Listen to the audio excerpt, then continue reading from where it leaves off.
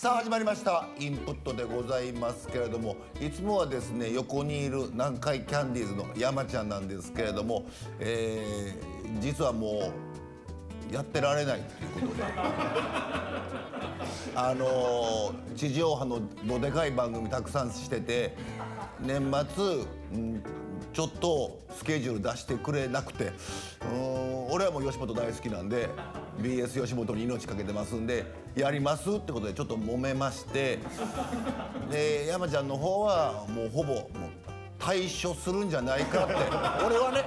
俺は思ってます。山ちゃん吉本辞めんねんなと思って、でも俺はこのねインプットに命かけてますからどうしてもやらせてくれということで、今日も急遽、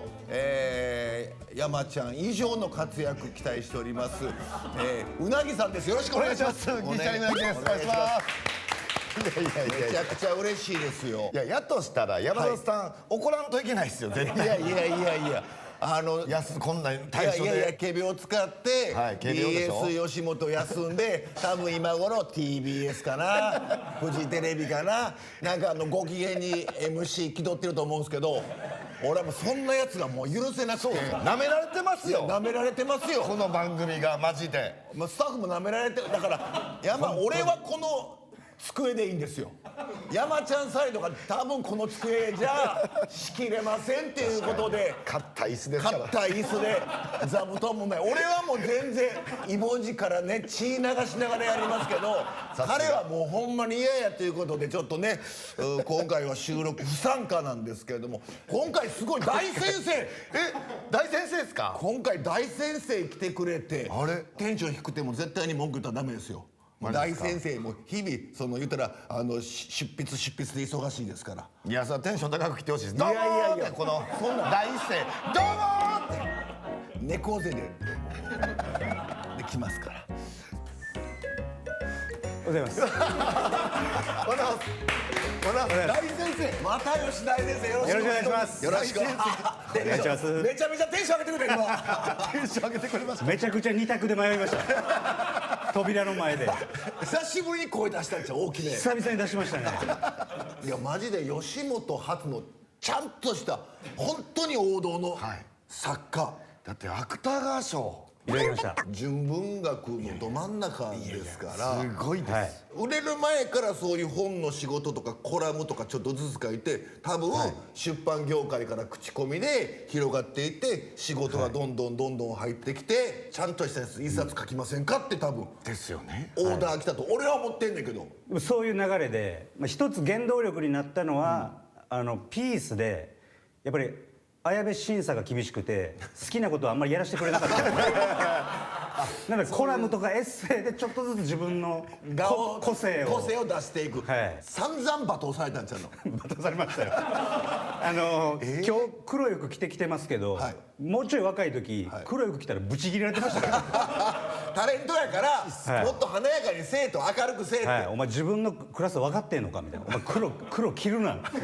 や厳しい、ほんまにすごい服の色まで指定されてましたし。ちなみに最初の芥川賞取った作品のタイトル言ってもらっていいですか。火花です。火花。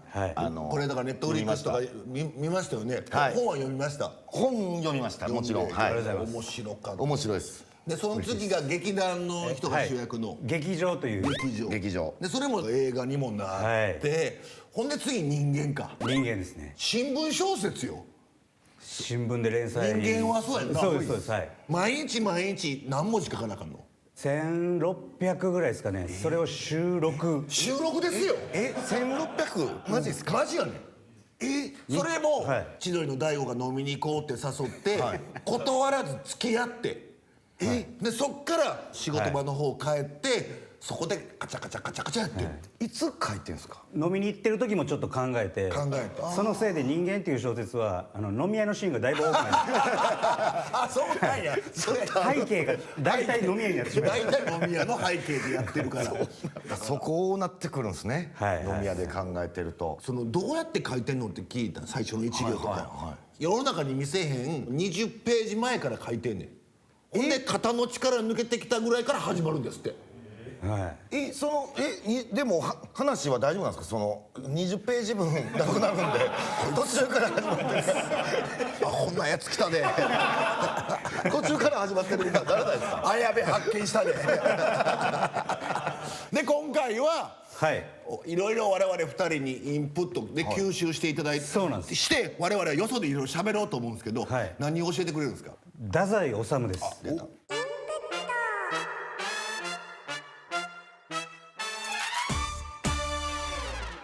こちらですね、太宰治という人間、そして、太宰の意外な短編、で人間失格について、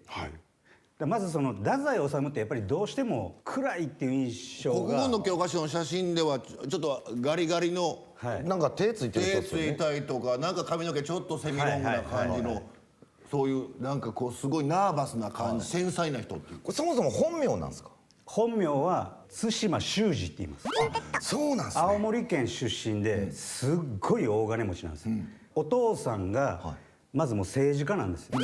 で太宰のお兄さんは青森県知事までやってるんですよ、でそれぐらい有名な金木っていう町のもうお殿様って言われてる家に生まれたんです、なのでかなり、幼少期の頃は優秀やったりして、で周りをこう笑かしたりするユーモアのある少年だったんですよね。で芥川龍之介にこう傾倒していくんですよ。なるほど。高校時代とかのこういう落書きが見つかってるんですけど、それは芥川の絵を描いたり、あとは写真とかも当時の写真残ってるんですけど、芥川がなんかこうやって写ってる写真を真似て、あなんか俺それ見たことあ太宰もるそういうだからごっちゃなるんですね。芥川龍之介とちょっと太宰さんもごっちゃごちゃなんですよ。わかるわかる。顔一緒っすか？なんか今ピンと出てくる顔一緒っすか？顔違う芥川と太宰の顔が僕今一緒にしか出てこないですよ。どっちが太宰でどっちが芥川か、なんか二人とも面長っすよ。でも細い方が芥川、細い方が芥川で、太宰って印象でなんか小柄でひょろっとしてるイメージがあるんですけど、そう実はあの時代で170多分3センチか5センチぐらいあって、でかいっすねちょっと大きくて、ほんで骨も太めなんですよ。骨太なんですねじゃあ全然違う。で歯が悪かったんですよ、で途中でもう30代ぐらいで入れ歯にしちゃうんですけど、それまで結構黒い虫歯になってて、はいそういうのって太宰の印象やと隠しそうじゃないですか、酔っ払ったらその歯をこう見せて「はんにゃ」ってやるギャグ持ってたんですよ。春日やほぼ春日や一緒でやってること鬼側のことす。指の使い方が違うだけであそうなんや。そういう一面があったり、じゃあ青森の英詞の子で、はいで落ちこぼれていくの、それか賢くて東京大学行くとか。東京に行くまではすごい賢かったんですよ、でも高校時代にちょっとだけ左翼の活動とかにそれでちょっとこう影響をかなり与えられたというか、なるほど。一つ大きなエピソードで言うと、お金持ちの家に生まれてるじゃないですか、だけど太宰が中学高校ぐらいの時にいわゆるプロレタリア文学みたいなのが流行るんですよ、だからお金持ちと労働者、で労働者は搾取されてる、しんどいからこの労働者たちの気持ちをもっと汲み取ろうとか、カニ高専とかそんちゃうかったっけ。小林武史の蟹高専とかまさにそうで、でそういうのがすごい流行ってた時に太宰は文学が好きで、太宰はプロレタリア文学以前の伝統的な日本の純文学が好きやから、好きやったんですけど、やっぱその流れに乗っかってそういうのに手を出すんですよ。なるほど。でここで一つ大きなジレンマがあるのが、搾取する側なんですよ、家は、大きな矛盾を抱えてるんですよ、で同じ高校に、後々作家になる石上源一郎っていう同級生がいるんですよ、でこの彼はもう高校時代にみんなで書く文芸誌みたいな自費出版のところにめちゃくちゃプロレタリア文学の質の高い短編をもう書いてたんですよ。でみんなが天才やみたいな、で太宰もそれを読んで嫉妬するんですよ、こんなやばいやつおんのみたいな。で太宰自分が書いたやつをその石上に読ますんですけど、もうその度に酷評されるんですよ、もう全然ダメみたいな、で石上はプロレタリア文学を書きながらそっちのもう本格的な警察にマークされるぐらい、そういう活動をしていくんですよ、で問題はいよいよこいつらが逮捕されるっていうところまで来たんですよ、高校の同級生が、で太宰この一派に入ってるんです、だけど太宰の親は、もう青森の超権力者やから、警察から情報が入ってくるなるほど。お前絶対行くなよと、でも太宰はめっちゃ迷うわけですよ。仲間を裏切ることになる。なるほど。でも自分が行くと家にめっちゃ迷惑かかる。で親すごい怖い。でどうするって迷って仮説なんですけど1回目の自殺未遂をするんです。もうどっちも行かず自分が自殺の方を選ぶ。その1ヶ月後ぐらいにみんな逮捕されるんですよ。だけど太宰がそこに行けなかったっていうのはそんなにまあ責められないというか、まあ自殺未遂するほど悩んでたし、みんなもあいつなんでこうへんねんともなれへん、で太宰は家金持ちやからその活動してる仲間に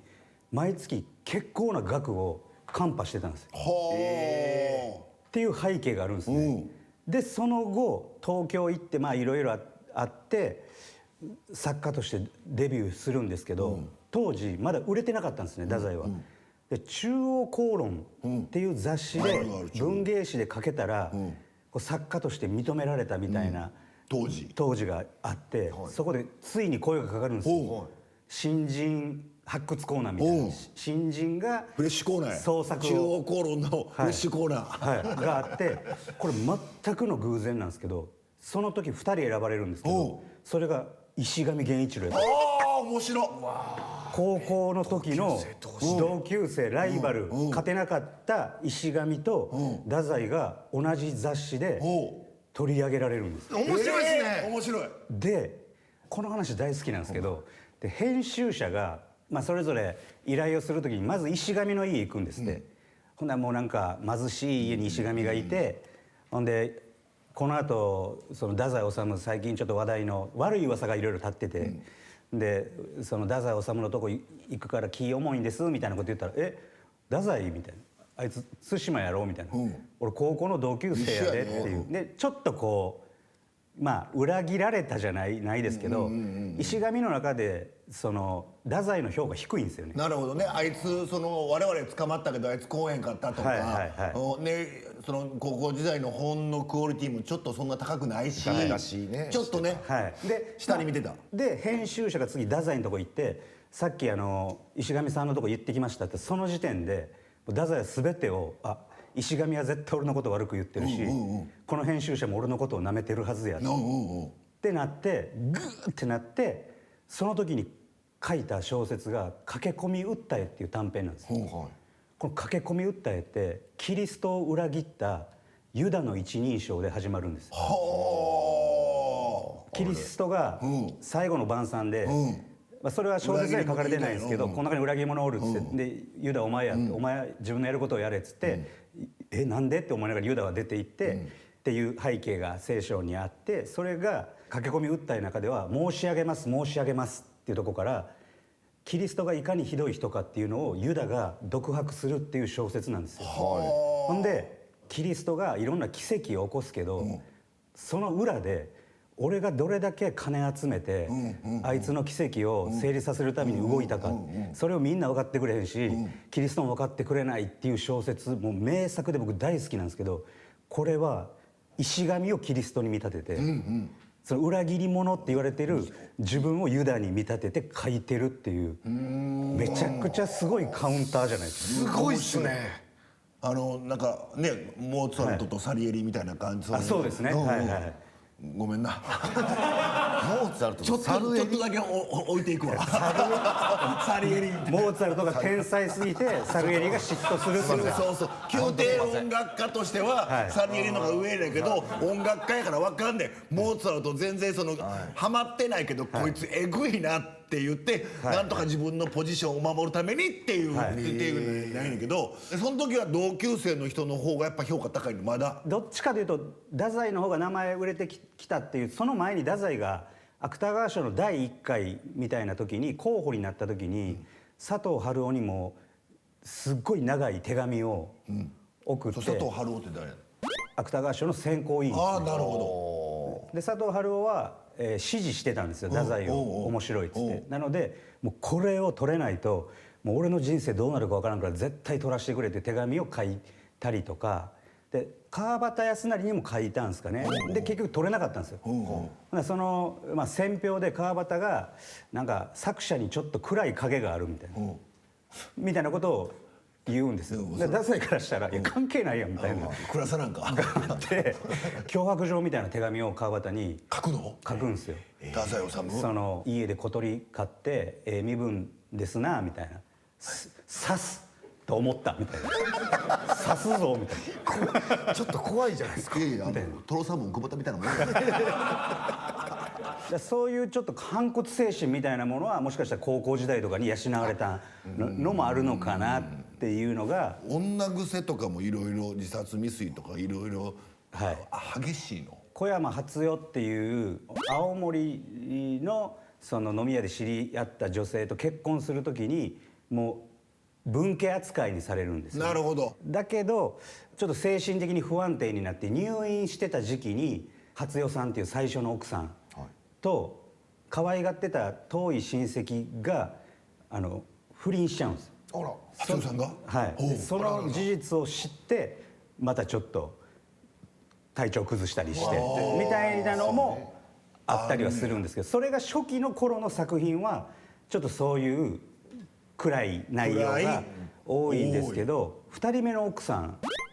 石原美智子さんっていう方と結婚したあたりから精神が安定してきて、その頃に書かれた中編が結構笑えるものが。だからこの意外な短編ってそういうことも。そういうの例えばなんですけど、ちょっと芸人っぽい他の作家にない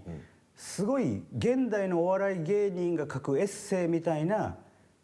書き方の短編がすごい多いなと思うんですよ。例えば服装についてっていう短編があるんですけど、高校の時すごい服にこだわった時期があったっていうところから始まって、である有名なお祭りに呼ばれた時に、この着物俺が着るとだい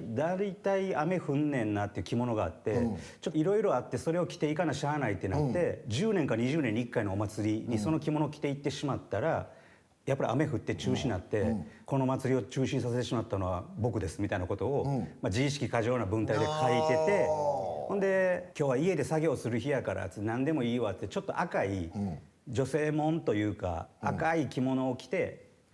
作業してたら友達が遊びに来るんですよ。ちょっと散歩せえへんって言われて、うわ俺今日この格好ちょっと嫌やけどなみたいな、近所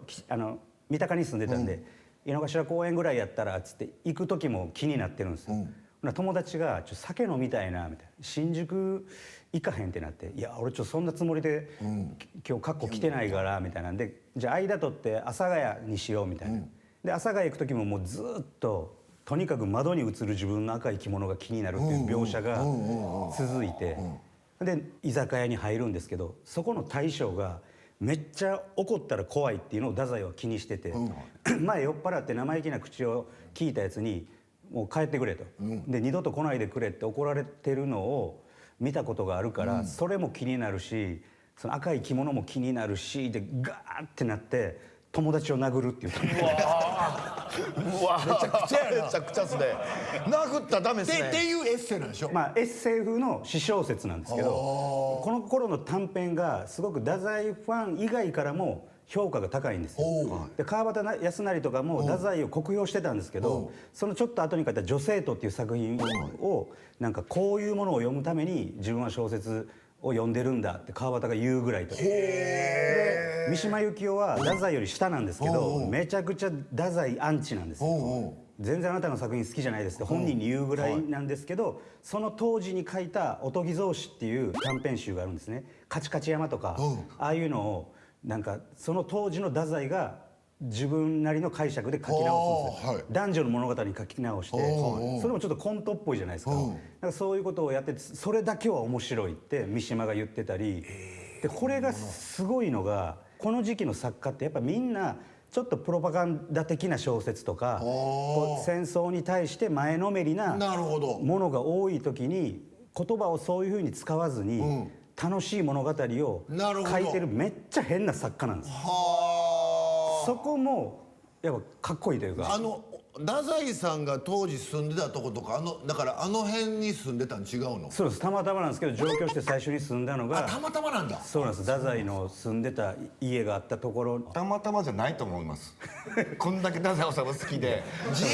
意識過剰やし嘘ついてる今。演じてると思うんおですよ前演じてんのかお前。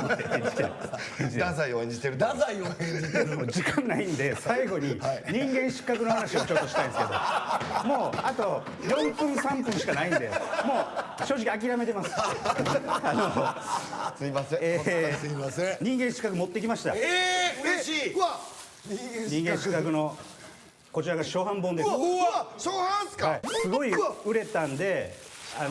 いっぱいあるんでそんなに珍しいもんじゃないんですけど何冊かあって、初版ですよ。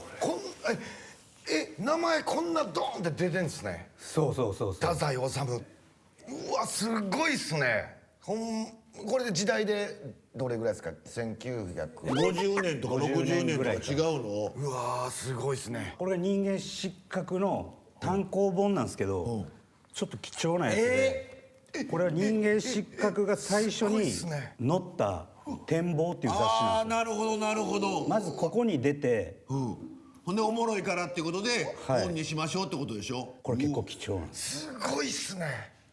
これはだってもう手に入らないんじゃないですか。そうですね。なかなか。ほんまっすわ。すげえ。だからもう時間ないんであれなんで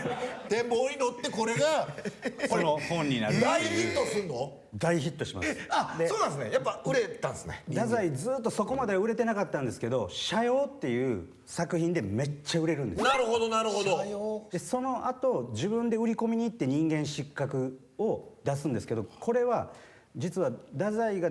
お亡くなりになった後に出版されてるんで、ああなるそういう意味でね。とんでもない。何回ぐらい読んだの？太宰治さんのこと。100回以上読んでます。ちょっとそんな100回。100回以上読んでまたまにいますけ毎回ど発見とかあんの？す。あります。な